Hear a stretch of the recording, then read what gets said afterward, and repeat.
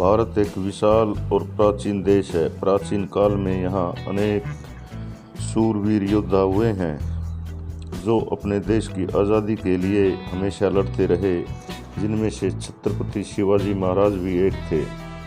संकट काल में वह श्री राम हैं, युद्ध क्षेत्र में वह भीम हैं, कर्ण के समान वह दानी हैं और श्री कृष्ण के समान वह सभी नीतियों में निपुण हैं। छत्रपति शिवाजी महाराज के शौर्य एवं पराक्रम का यशगान करने वाली ये पंक्तियाँ हमें हिंदुत्व के उस प्रकाश पुंज की याद दिलाती हैं जिसने विदेशी आतताइयों के अत्याचारों से प्रताड़ित जन सामान्य को उनके कष्टों से मुक्ति दिलाई। उन्होंने अफजल खान जैसे दुष्ट का वध किया और एक ही समय में पुर्तगाली, मुगल, अंग्रेज, सिद्दी तथा आदिल शाह आदि के साथ युद्ध करके उन्हें परास्त किया। आइए मराठा साम्राज्य की गौरवपूर्ण ऐतिहासिक यात्रा के इस पड़ाव में हम मराठा स्वराज की स्थापना करने वाले छत्रपति शिवाजी महाराज के व्यक्तित्व एवं कृतित्व के बारे में जानते हैं। इस पड़ाव के अंत में हमें प्रत्येक सनातनी को गर्व की अनुभूति कराने वाली छत्रपति शिवाजी महाराज की उन तलवारों के विषय में भी जानेंगे जिन्होंने मराठा स्वराज की स्थापना में अहम भूमिका निभाई थी। एक बार महाराष्ट्र में भयंकर अकाल पड़ा। लोगों के पास खाने पीने को कुछ नहीं था।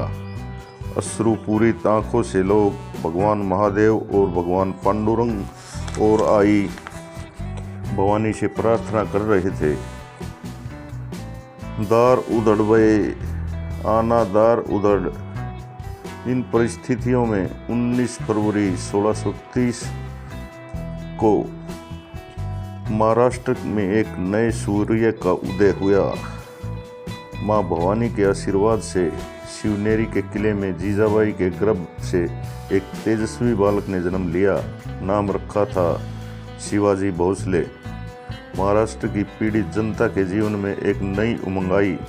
दरअसल शिवाजी महाराज साक्षात भगवान श्री राम के वंशज थे। सिसोदिया वंश भगवान श्री राम से ही है। उसी सिसोदिया वंश की एक शाखा महाराष्ट्र के देवगिरी प्रांत में आई थी, जिसमें से जीजाबाई एक थी और उसे महाराष्ट्र में मराठी स्वराज्य की स्थापना की थी। हिमालय के समान ही विशाल एवं हर मराठी महाराष्ट्रियन और हर हिंदू के स्वाभिमान के प्रतीक सह्याद्री पर्वत की ममतामयी गोद में बालक शिवाजी बड़े होने लगे। माँ जीजाबाई अत्यंत धार्मिक एवं विदुषी महिला थी। उन्होंने बालक शिवाजी को न केवल रामायण, महाभारत आदि ग्रंथों की कहानियाँ सुनाकर सनातन मूल्य की शिक्षा दीक्षा दी, साथ ही साथ तात्कालिक घटनाओं के माध्यम से मुस्लिम आक्रांताओं से पीड़ित महाराष्ट्र की जनता के उद्धारक के रूप में भी उसे तैयार किया। किशोर अवस्था के दौरान शिवाजी बेंगलोर चले गए। उनके पिताजी शाहजी भोसले कर्नाटक प्रांत में आदिल शाही के सरदार थे। आदिल शाही सरदार होकर भी उन्होंने बेंगलोर में सवा का एक बड़ा राजमहल बनवाया था और उस राजमहल के दरबार में उन्होंने विद्वान पंडितों को स्थान दिया था, जहां वे महाराज विक्रमादित्य की तरह चर्चा करते थे। दूसरे शब्दों में कहा जा सकता है कि उन्होंने स्वयं का एक छोटा सा अलग राज्य बनाया हुआ था। एक बार पिताजी शाहजी भोसले के साथ बालक शिवाजी का बीजापुर के शासक आदिल शाह के दरबार में जाना हुआ।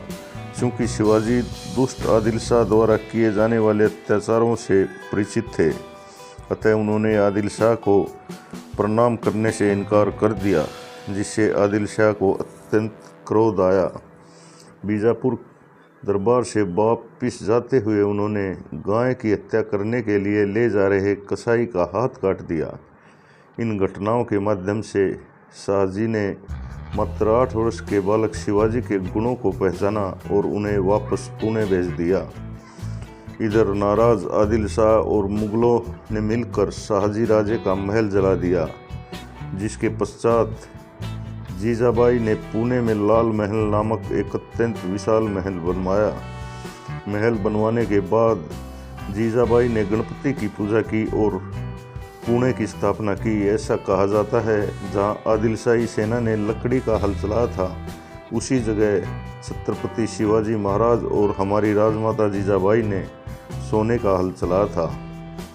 धीरे धीरे आदिल शाह के अत्याचारों से पीड़ित जनता में आत्मविश्वास जगा और वे पुणे में रहने के लिए आने लगे, जिससे पुणे का विस्तार हुआ। बालक शिवाजी ने प्रशासन की सुनियोजित व्यवस्था करते हुए शियार आदि हिंसक जीवों के आतंक से जनता को मुक्ति दिलाई। बालक शिवाजी निकटवर्ती मावल प्रदेश में जाने लगे और वहां वे छोटे छोटे बच्चों के साथ दोस्ती करने लगे। 10-12 साल के बाल शिब्बा जंगल में रहने वालों के साथ दोस्ती करते थे। पहले जो आदिलशाही सैन्य सरदारों के लड़के आते थे, वे जंगल में रहने वाले गरीब लोगों के पास नहीं आते थे और उन पर तरह तरह के अन्याय अत्याचार करते थे। लेकिन बालक शिवाजी कुछ अलग तरह के थे। वे उन लोगों के साथ घुल मिल कर रहते थे। वे गरीब और सामान्य जन के साथ दोस्ती करते थे, उनके घर में खाना खाते थे।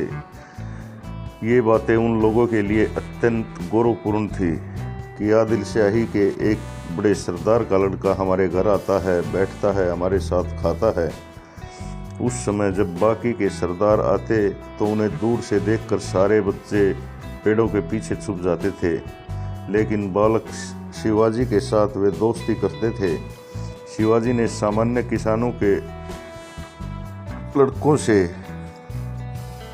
बहुत ही अच्छी तरह दोस्ती की, जैसे सूबेदार तानाजी मालसुरे, येसाजी कंकर फिरंगोजी नरसाला, नेताजी पालकर, बाजी प्रभु देशपांडे, एक नहीं ऐसे सैकड़ों दोस्त बालक शिब्बा ने बनाए थे।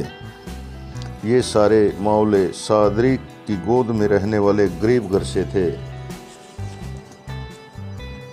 बाल शिवाजी इन सब बच्चों के साथ मिलकर अलग अलग खेल खेलते थे। राजमाता जीजाबाई इन सब बालकों को रामकृष्ण, महाराणा प्रताप और पृथ्वीराज चौहान आदि की कहानियाँ सुनाती थी। इन कथाओं के माध्यम से वे इन छोटे छोटे बच्चों को स्वतंत्रता और स्वराज की स्थापना का संदेश देती थी। ये बच्चे लाल महल के आंगन में अक्सर एक खेल खेला करते थे, जिसमें छत्रपति शिवाजी महाराज अपना एक छोटा सा किला बनाते। उस किले के लिए वे आपस में लड़ाई करते, जिसमें मुगल और आदिलशाही सेना को वे हरा देते और बालक शिवा की सेना विजयी होती। जिसके पश्चात बालक शिवा छोटे से किले पर बैठते और लोगों की समस्याएं सुनते और उनका समाधान करते। बालक शिवाजी घोड़े पर बैठकर दूर ऊंचे पर्वतों पर चढ़ जाते थे, जंगलों में जाते थे और वे शेरों का शिकार करते थे। इस तरह बालक शिवाजी और उनके साथी आहिस्ता आहिस्ता बड़े होते चले गए और उसके बाद की कहानी आगे। धन्यवाद।